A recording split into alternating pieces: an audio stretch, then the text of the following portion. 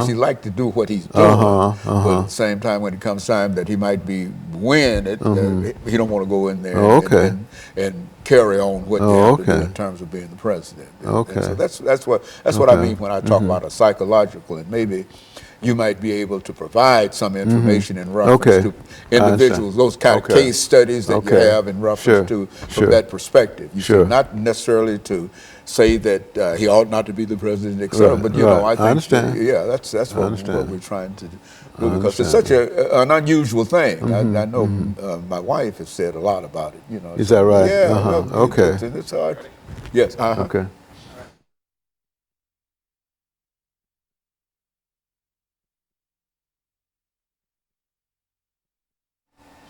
Thank you and welcome back to the second segment of the show for today. We're talking to Dr. CPoe, and he's giving us some information in reference to a psychological interpretation of the election of 2016. And so, Dr. Poe, let's give you an opportunity to continue our conversation. Right. I want to follow up on a question that you raised during the break, which is, does Mr. Trump really want to assume the office of President of the United States? And my thought is that there's a possibility that he really does not want the responsibility. At the same time, I think he does enjoy being in the spotlight. I think he does enjoy perhaps the challenge of becoming president, but whether or not he really wants the responsibility, I think is a very legitimate question. Now, I think there is evidence in my thinking that Mr. Trump has a significant self-esteem problem. As a matter of fact, I saw something by a psychologist just a couple of days ago that indicates that Mr. Trump may have a problem of malignant narcissism. Now, narcissism is essentially me loving myself more than anyone else. That's narcissism. As a matter of fact, it's based on a story of a prince by the name of Narcissus. And Narcissus looked into a lake and fell in love with his image and tried to embrace his image and drown. And so the outcome of narcissism we know is negative. In any event, I think that people who love themselves more than is healthy or more than anyone else, okay, I think that those persons have an inner problem of self-loathing, or have an inner problem of self-disgust, or have an inner problem of intensely not being pleased with themselves. Now, anybody, and another way of saying that is, if I love myself too much, then I've got really a problem of self-hate in one degree or the other, okay?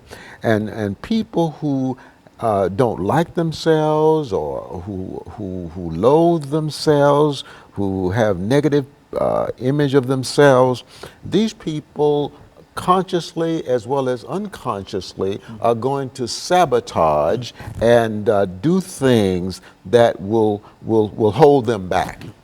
And so I think that's consistent with your question about whether Mr. Trump really wants to be president. Okay?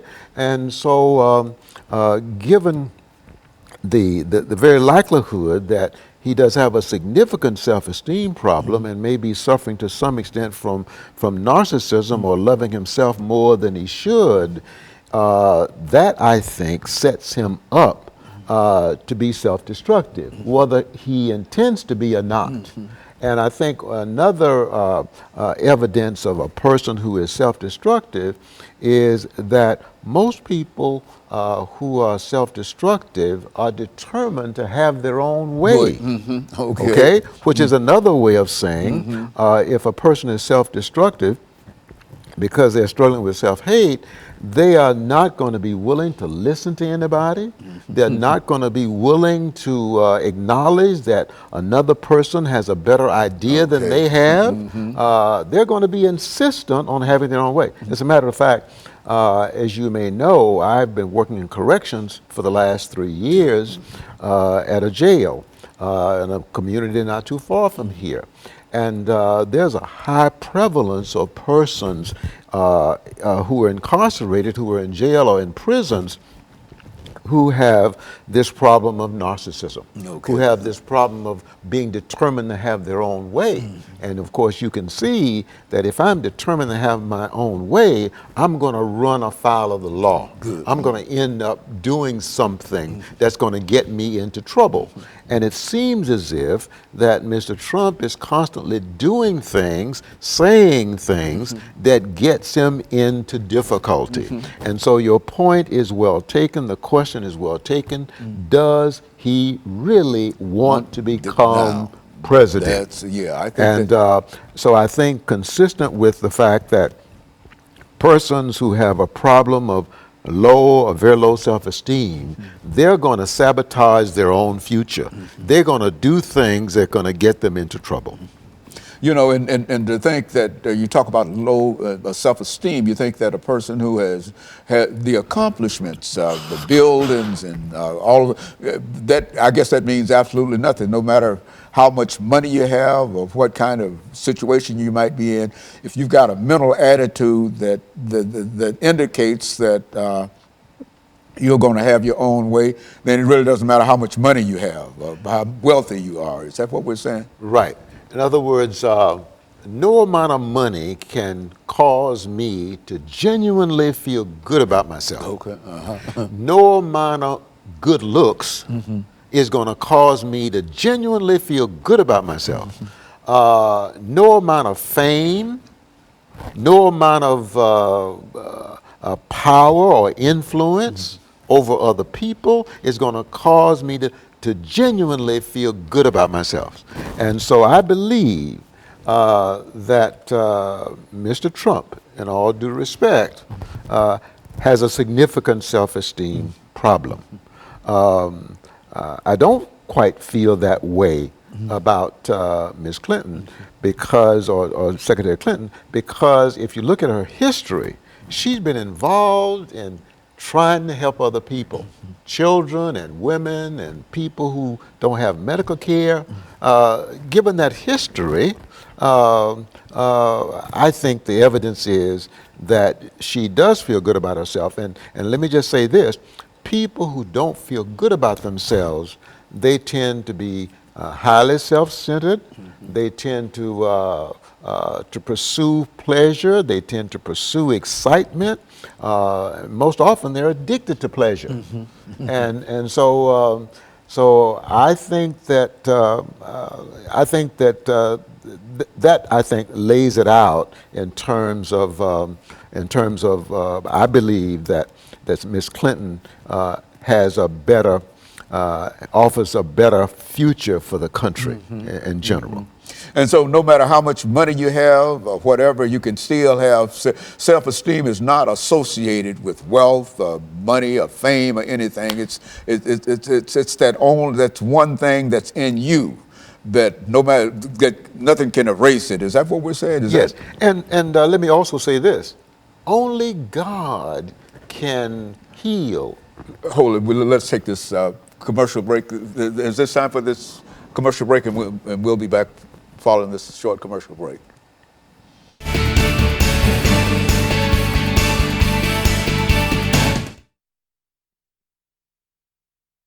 This is the last segment. Okay, this is No is problem. the fifth show here. You know what I'm saying? So this is the last 10 minutes. I understand. Okay, yeah, well, okay. Yes.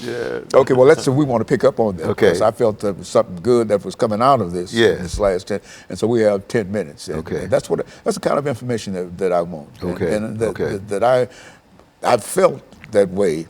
But at least I wanted somebody to hear somebody else. And when I saw you the other night, I said, I think Dr. Poe might be able to explain this whole situation to all of us. Thank you. Yeah, it's not I'm trying to condemn him or anything like that, or or create a controversy or whatever. But it just seems to me, that everything seems to be going all right. He's about to make a rise and something, then he goes and does it. You know, I said, well, what in the world? Yes, I understand. That's my impression. I don't think that the man want to be president of the United States. I don't think he's got time in a real sense to be president.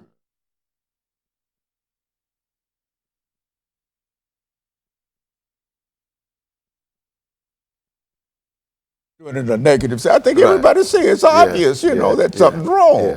You know, and so.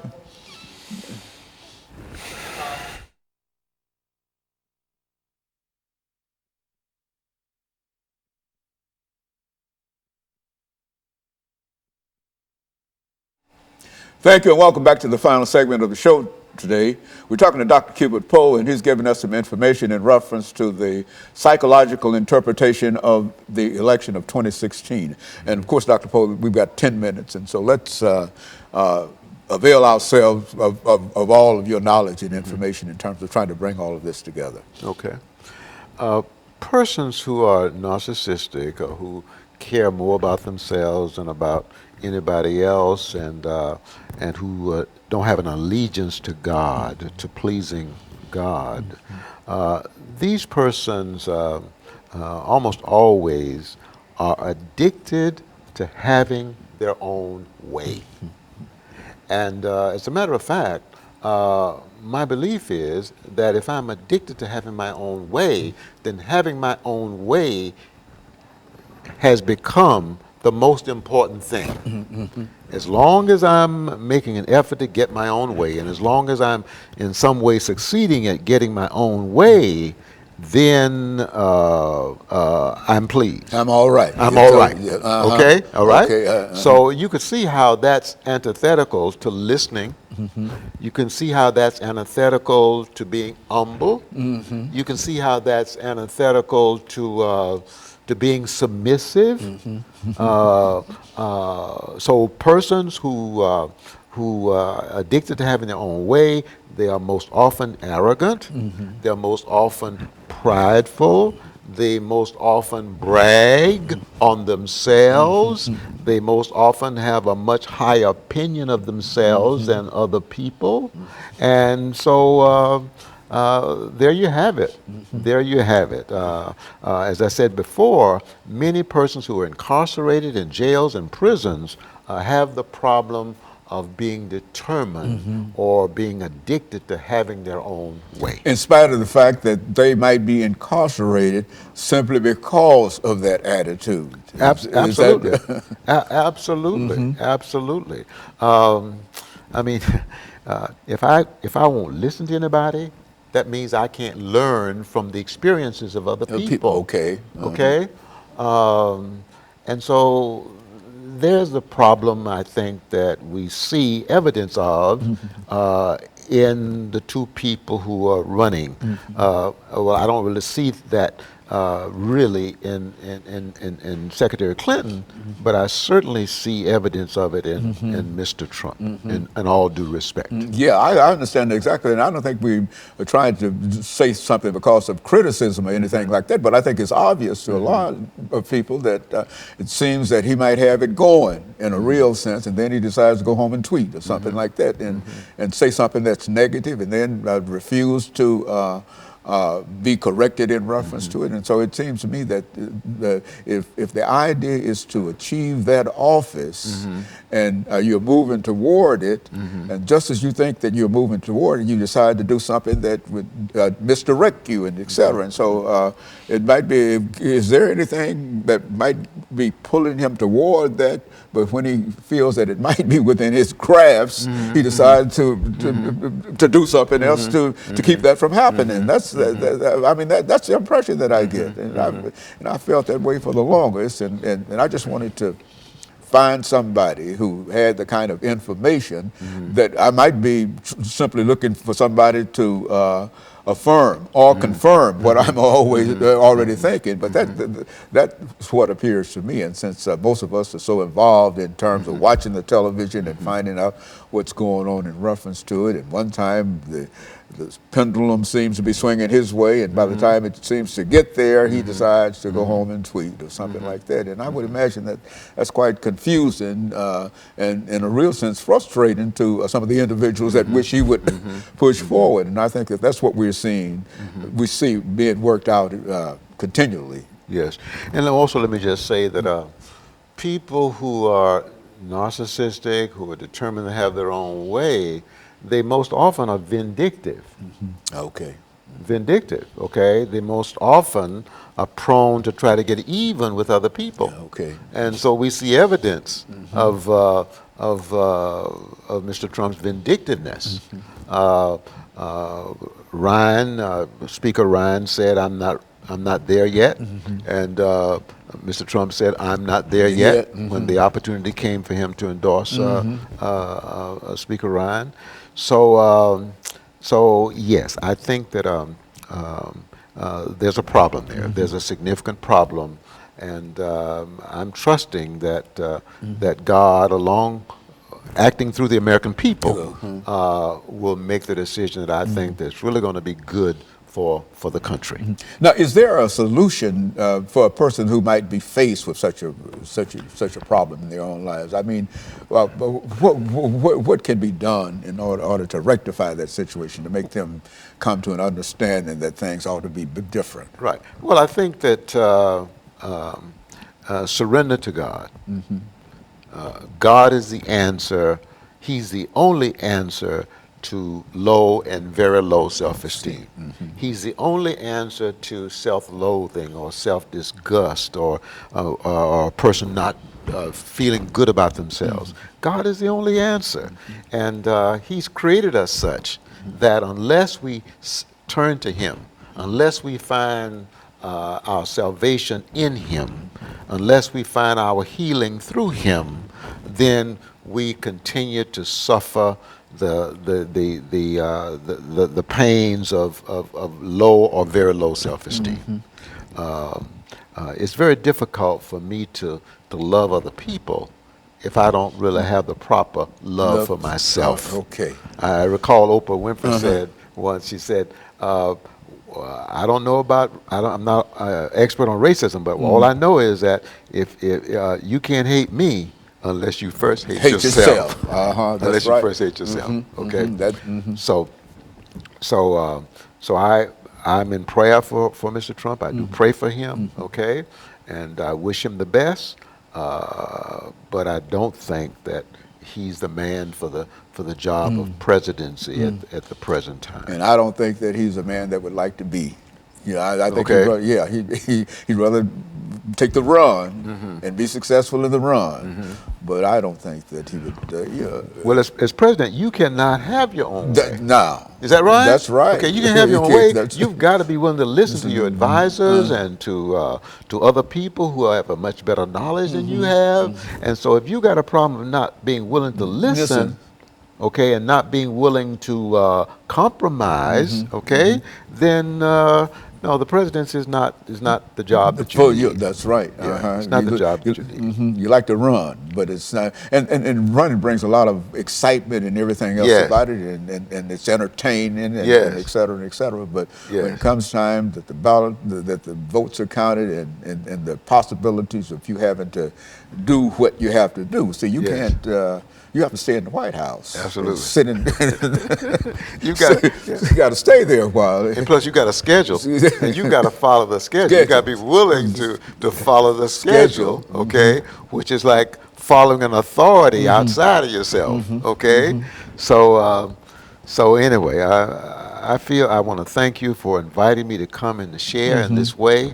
It has helped me to crystallize my thinking about the situation, about election, about the presidency election 2016. Yeah, well, I think I want to thank you, and we've got about a minute before this show ends for the day. But that's essentially what I wanted to do. After seeing that. About love and how persons ought to respect and the things that we've been talking about over the last 15 or 20 years. But I think that, and I guess that's primarily through those kind of conversations that I came to the conclusion that, hey, I got to talk to Poe about this, because this has been weighing on my mind, and every time it happens, I say, well, how did this happen? And now I know. Yeah, I've got a fairly good idea that sometimes you just don't, you like to make the run. Yes. But you don't like what you find at the end of the run. Let me just say this. I think that Mr. Trump is appealing to people's fears, and I also think he, if elected, would contribute to divisiveness between blacks and whites, and police and blacks as well. Very, very good. And of course, let me thank you, Dr. Poe. Let me encourage our audience to tune in again next week for another informative edition of Comments. Thank you and good morning.